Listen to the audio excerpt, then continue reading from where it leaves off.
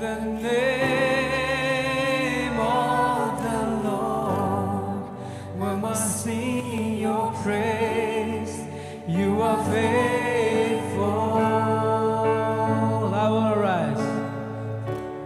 Now will arise. I lift my eyes and lift my eyes to see your majesty, your holiness, and all I am will praise you. My home is in the name of the Lord. Where my help comes from, you're my strength, my song. My trust is in the name of the Lord. I will sing your praise. You are faithful.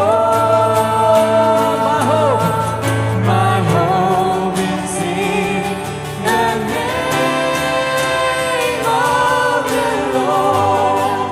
Where my help comes from, you're my strength, my song. My trust is in the name of the Lord. I will sing your praise. You are faithful. You are faithful. You are faithful.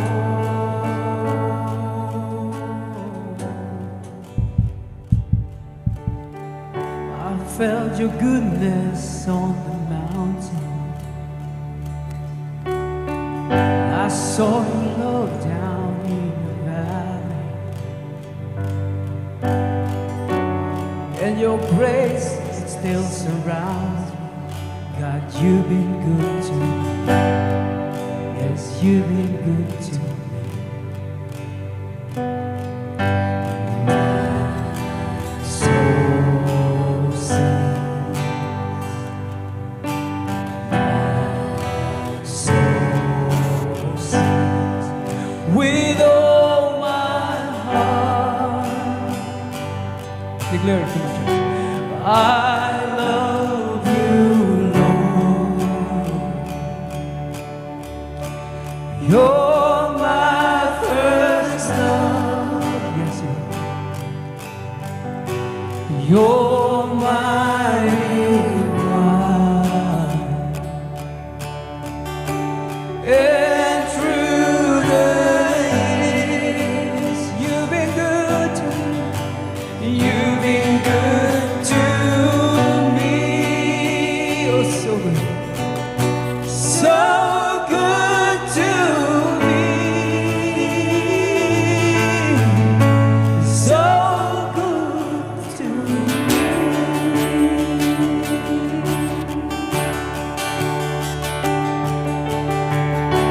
I have breath inside my body. I have life inside my bones. And I cannot help but praise you. God, you've been good to me. Yes, yes, you've been good to me. Yeah. And my soul sings, my soul sings, and my soul sings, my soul sings, and my soul sings, my soul sings, and my soul sings with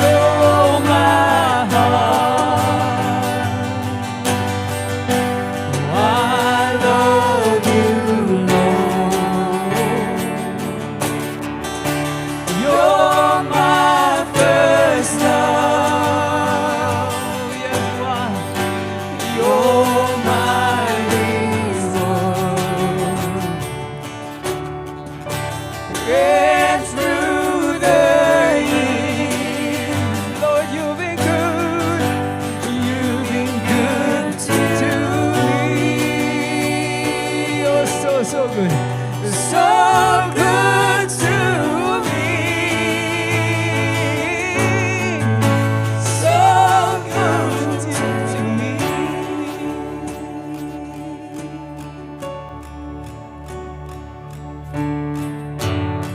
And I'm dancing on to rising sun, to the hopeful future and the dreams to come. When seasons change, no one give up. When you're never failing, no, not one.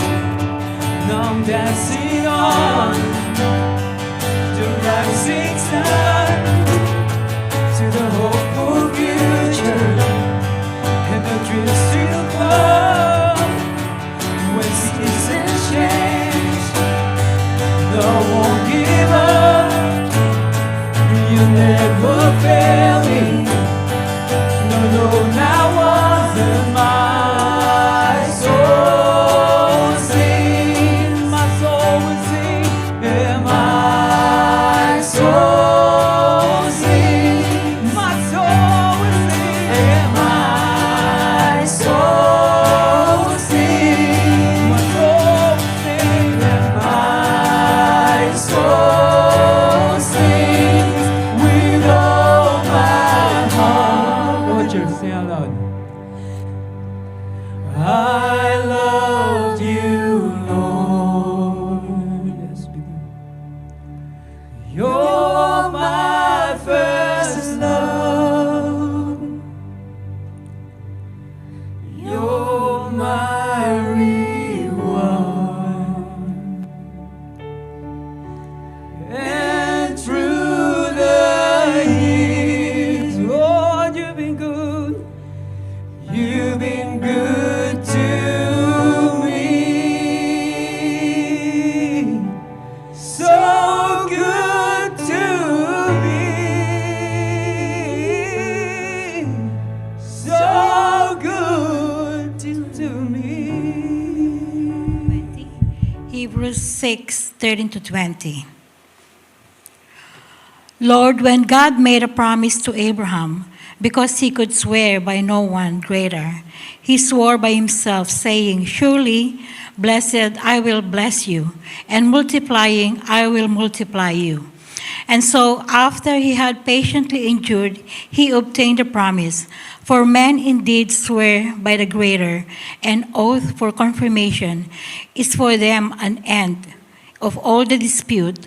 Thus God, determining to show more abundantly to the heirs of promise the immutability of his counsel, confirmed it by an oath, that the two immutable things in which it's impossible for God to lie, we might have strong consolation who have fled for the refuge to lay hold of the hope set before us.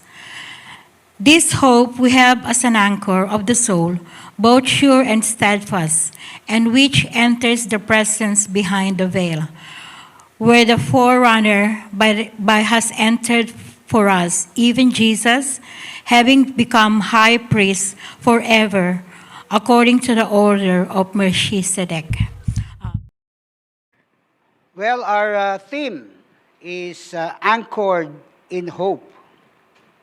And of course, this is the second Sunday of our anniversary month.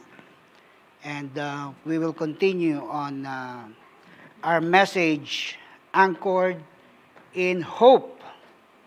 Last Sunday, our guest speaker, Reverend Brett Mitchell, spoke of hope. He said that hope is characterized by its source. And the source of hope, of course, is God. And it also is characterized by its nature, which is a gift from God. And its impact, which is it is a sustaining us believers through trials. So we always have trials, and so it's not when, but it's not if, but when. So that's what our guest speaker spoke of last Sunday. You see, hope in the Bible is crucial. It's very important that we have hope, because we live in a hopeless world. So in the Bible, hope is crucial, meaning very important, because it serves as an anchor for the soul, a source of strength in adversity, in all our problem. It's a driving force for us believers. And this hope, it's not just a wishful thinking. It's not like saying, I hope it will not rain tomorrow, or I hope it will be a good weather in the next few days because I'm going in the beach. So it's not that kind of hope, but it is a confidence, expectation rooted in God's promise. Because when God's promise, He truly is going to fulfill it. When God promised salvation, although salvation is still unforeseen, but we are confident when God said, if you receive Christ in your life, when you die, you're going to heaven. So that is the hope that we are really can be confident. When God promised that He will never leave us nor forsake us, we are confident. We are not just hoping it will happen, but we can confidently hope that it will happen. So hope in the Bible sustains us through life's challenges, and it motivates us to live for God's glory. So this is the reason why hope is so important.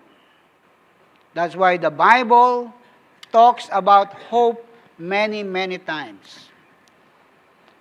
But our theme is entitled Anchored in Hope. So last Sunday, Pastor Brett Mitchell spoke of hope. And today, I will explore more about anchor. Because our hope is the anchor for the soul. Hope acts as an anchor, preventing us from being overwhelmed by life's storm. Who doesn't have problem here? Or who never have problem? Raise your hand. And sometimes problem can be overwhelming, isn't it? But anchor for the soul. It will help, or it will serve as anchor so that we are not overwhelmed with problems, by the problems. Hebrews 6:19 in our scripture reading says, this hope we have as an anchor for the soul, both sure and steadfast, and which enters the presence behind the veil. Might be a deep passage, but what it means is that it is preventing us from being overwhelmed.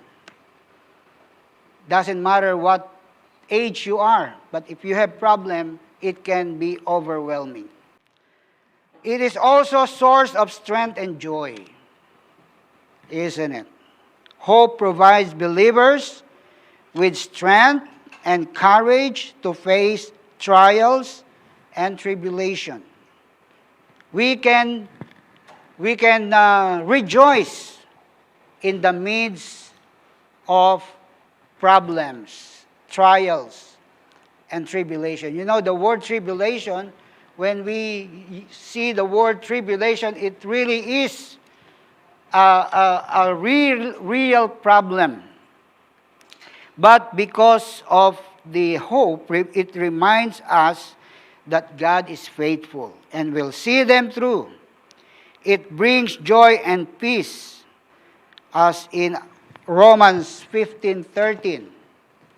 It says, "Now may the God of hope fill you with all joy and peace in believing, that you may abound in hope by the power of the Holy Spirit." Can you rejoice? Can you still be at peace in the midst of an overwhelming problem? We can, if we have hope and confidence in God. Hope also gives us confidence in God's presence. As I have mentioned earlier, biblical hope is not a vague feeling, but it's a confident expectation based on God's character. And when we talk and think and be reminded of God's character, we know that from the past experience, God's character will always will give us confidence in His promise, and also gives us eternal perspective. Hope, according to the Bible, extend beyond this life. Of course, while alive, we have hope, but this hope extends beyond this life. It offers the promise of eternal life with God in heaven. It has forever. So our hope is extending beyond our life. When God promised that I will give you eternal life, because of His character, because we can be confident with God, then we know that this hope extends beyond this life. It goes to eternal life. All of us will die. I'm ready. I'm excited to go to heaven, and I know, I am confident 101% that when I die, I'm going to heaven because of God's promise in the Bible. But we have that eternal perspective. It goes beyond eternal perspective. Now, let's put aside that word hope, and let's focus on the word anchor. What is an anchor? Let's show that picture that we always see. Yeah, there you go. That's what we see started last Sunday. So we see the picture. Now let's look. Just keep that picture there for a while, okay? That picture shows that it's already in the bed of water. The ocean floor, in other words. And there is a chain. That, by the way, that anchor on itself will mean nothing. Yeah? So we have to understand how it works. Anchor usually is made of metal. Metal. And it has a rope or a chain. And that chain is connected to a boat, whether smaller boat or big ship. But there is always a rope or a chain attached to the boat and connected to the anchor.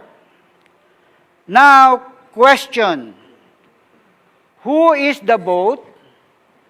what is the rope and who represent the rope, who represent the anchor, and who represent the ocean floor or the ocean bed? Any answer? So what does the boat, the rope or chain, the anchor, and the bed or the ocean floor represent? So we are the boat. And as we know, the boat is on the ocean. And the ocean represents the journey. So the boat is sailing on the ocean, and the ocean is the earth. Who is the bed? What represents the bed, the floor?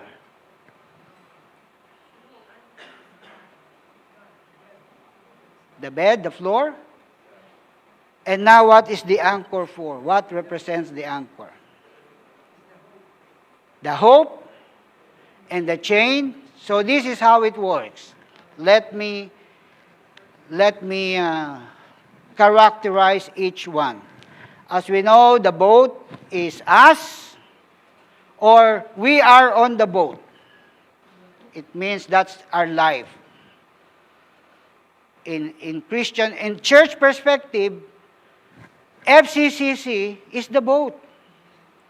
And each individual is on the boat.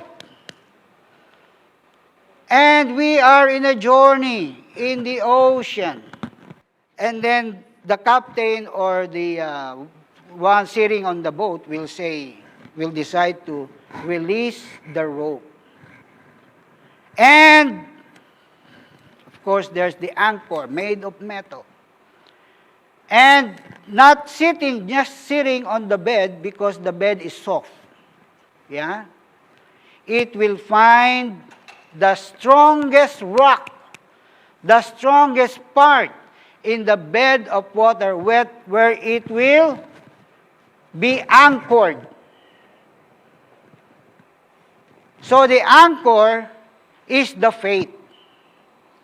And the rope is our connection. It's our decision. It's the will, the choice that is given to us. And Jesus Christ is there somewhere in the bed, the solid rock, where we will be anchored, where the anchor will be anchored.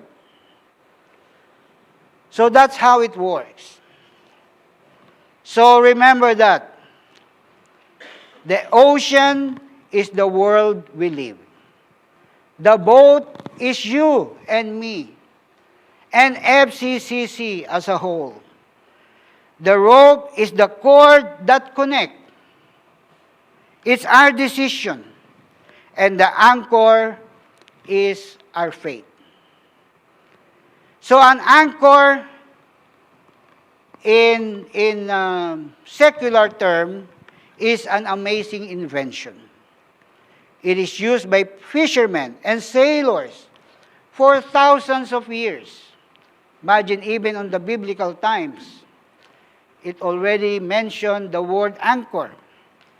And the basic concept of an anchor is that it is a device made of metal used to secure a vessel to the bed of a body of water to prevent the craft, the boat, from drifting due to the wind or current. So as believers, we are encouraged. We are challenged to remain steadfast and committed in our faith through every trial and storm that life may bring. A church also must be steadfast and committed in the faith.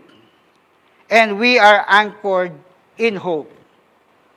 And that hope is Jesus Christ, the rock of all ages. So imagine if we release the rope without the anchor. It doesn't mean anything. And if the anchor is just sitting on the soft bed of water on the ocean floor, it will also not do its work, spiritually speaking. It has to be anchored in the solid rock. It has to be anchored in Jesus Christ. And when that happens, it gives us hope. It gives us hope. So we have an anchor that is steadfast. In nautical terms, the steadfast part of the anchor is not the anchor itself, nor the chain, nor the rope it's tied to. The steadfast part is also not the ocean bed, but it's the rock, the solid rock that sits on the ocean bed. So what a confidence to know that our anchor is not in soft sand or in the seaweed or attached to a false stone or idol. Our anchor is steadfast fastened in the rock of ages, the Lord Jesus Christ, who never changed. He is the same yesterday, today, and forever. And if our life on the end and attached to something that will never move, never change, and never let go. What does this anchor do for us or do for me and you? This anchor will keep us from drifting too far from where God wants me to be. You see, the boat, the ship, small or big, when it is properly anchored, it can just go as far as the rope will allow. But without it, we will be drifting. Imagine the ocean is so huge, so big. Sometimes it's dangerous because storms comes, big and strong winds comes, and you will be drifting in that middle of the ocean. You might be drifting in the Pacific Ocean, Indian Ocean, and so big, so dangerous. But if we are anchored, it keeps us from drifting too far from where God wants us to be. Because Jesus knows that we have the tendency to drift away from the place where I am supposed to be. Jesus knows that our priorities has the tendency to change. God knows that because we are just human beings like sheep in the field, we can easily drift far. But if we are properly anchored in the rock of all ages, when we start drifting a little too far, our anchor holds and it will pull us back to Jesus. When I haven't been praying like I should, or reading the Word like I should, I've had the Lord yank my chain in the middle of the night, wake me up, and I can hear the voice of the Lord in my heart saying, "Son, daughter, you're drifting too far. It's time to come back." If we are losing the passion, if we are losing the urge to serve, if we are losing the energy, if our physical body is too tired to serve, it means we are drifting. And God will remind us, hey, check the rope, check the anchor. It might be sitting already in the soft bed of water. Make sure that it is anchored in the solid rock. Make sure the anchor is there doing its job. Make sure the rope is not snapped. make sure that everything is in place so that the boat will not drift far. So our anchor sets boundaries on how far we can go. And the only way I can go too far is to turn loose of the anchor. If we turn it loose, then of course it will go. My anchor gives me a source of power to draw upon. My rope of hope, anchored in Jesus, acts a lot like an extension cord that plugs into a power outlet on the other end. It is connecting me to the greatest power source there is. And as long as I hold on to Jesus, He will sustain me.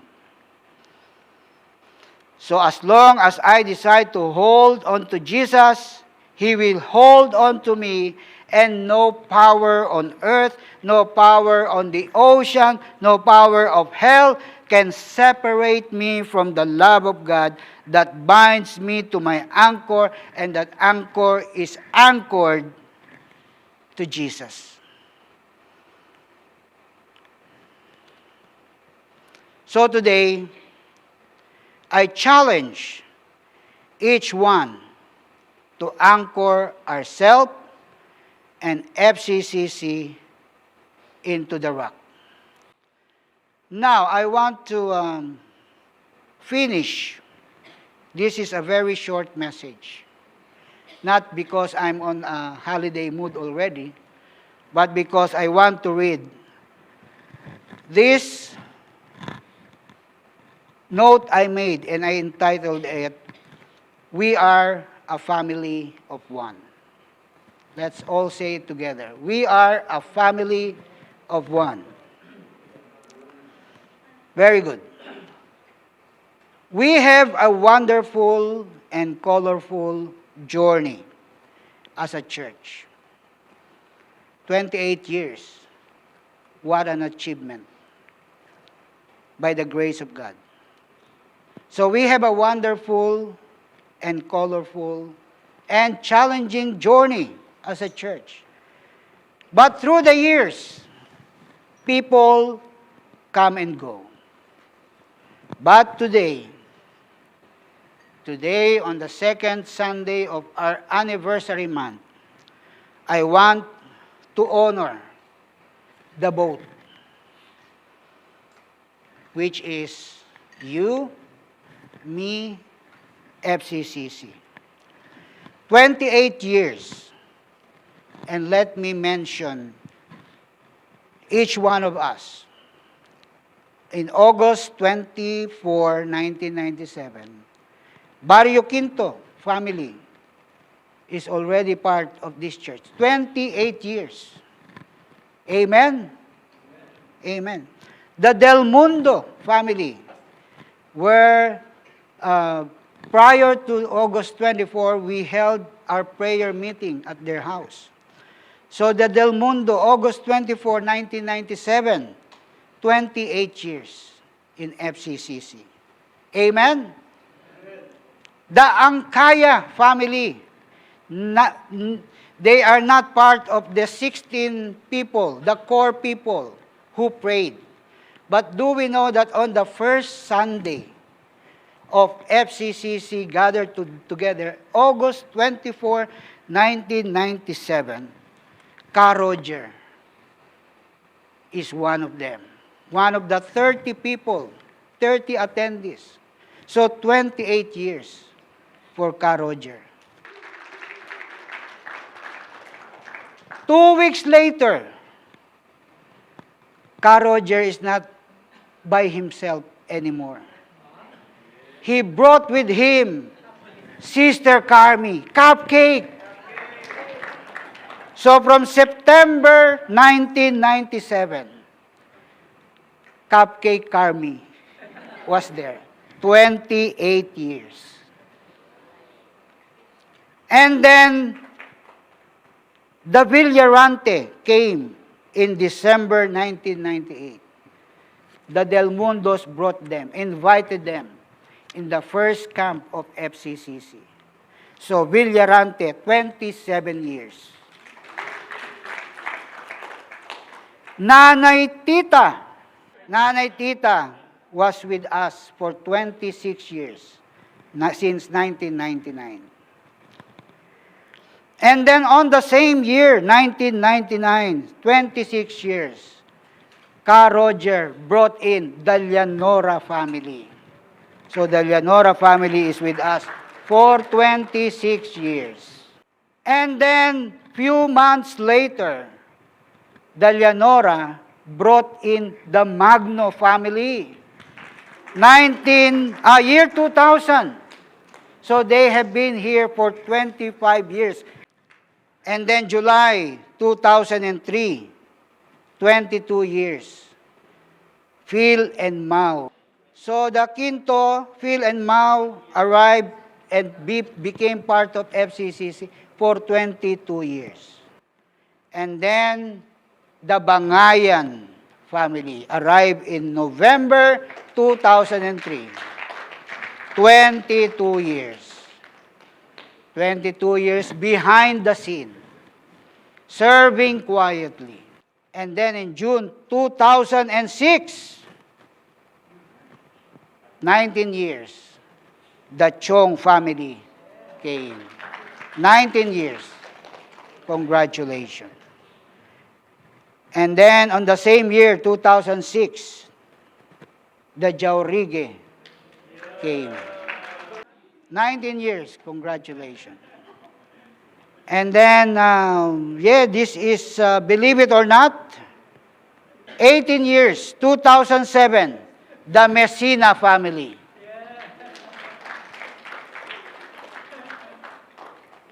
And they may not be, this next family, they may not be here today, but they still, I still consider them part of FCCC.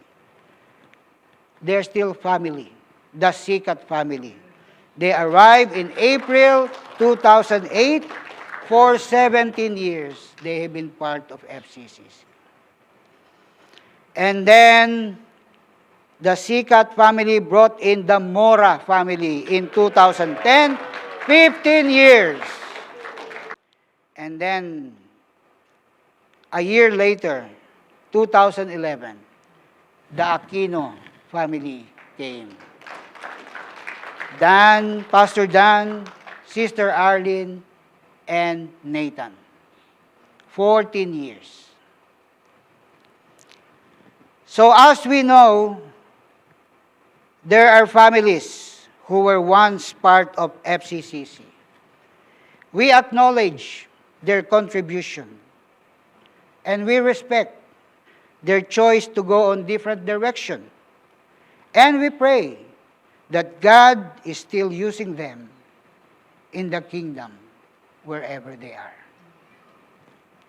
But most importantly is who is FCCC today.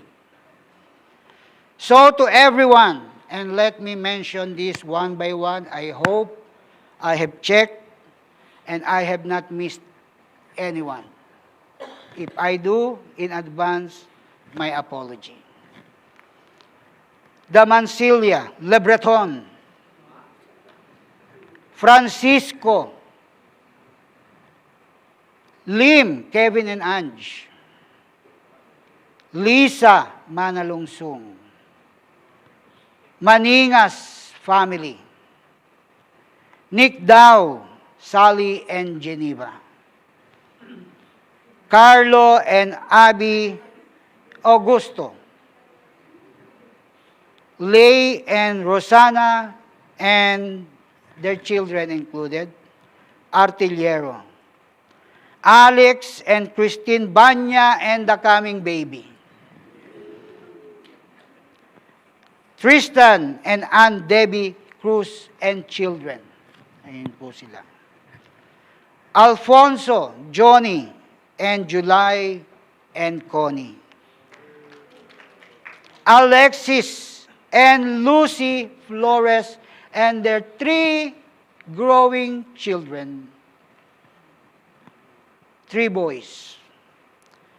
Dianopra, Aki, and Jeline, and children. Kuya Ramon and Ate Nancy Ignalaga. Sam, Bucci, Pascual, and their children. Jay and Mines, Quinto, and Dion.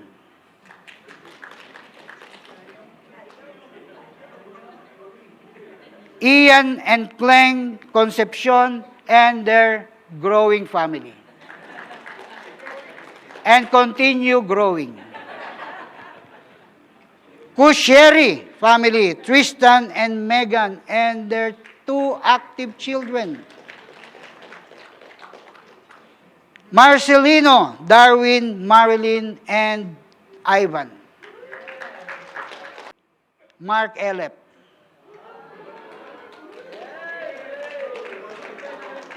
Donnie, where's Donnie? Ken Martinez is always quiet at the back, but this service will not go on if not for Ken. Joey Howard, Chris Sangalang, and as I've said, I hope that I have not missed anyone. But last but not the least, he's been here for just a few weeks or months, but we want to acknowledge him, Zach. Eliza Solis. Well, to all of us, 35 families in total, not included the individuals. So 35 families in total and some individuals. We are the FCCC family today, tomorrow, and beyond. So to the youngest and to the oldest, to the weakest, to the strongest, to the one in front, and to those who are behind. I mean, working behind the scene. For us who have been here for 28 years, and those who are new, whether you have joined a year, a week ago, a month ago, a year ago, 2 years, or whatever year, we carry the torch of faith. And we share the passion and vision to carry on the mission God entrusted to us. We are the boat. So let our rope tied tightly in the anchor of faith and firmly holding to Jesus, the builder of the church, the rock of all ages. Together, let us honor and thank one another because we make up the present and the future. We are the FCCC now. Be thankful. Be grateful. We are a family of one. Find your place where you can serve, where you can help. Prayer, Bible reading, Sunday school, technical and multimedia, youth, Bible study, kitchen, praise and worship, outreach and evangelism, or leadership. Bloom where you are planted and give it your best shot. Big and small, if we combine it together, it will form a powerful force that will truly make a difference in the kingdom of God. Beloved family, to God be the glory. And happy 28th anniversary to all of us. Let us pray. Heavenly Father, we thank you. We thank you for the journey.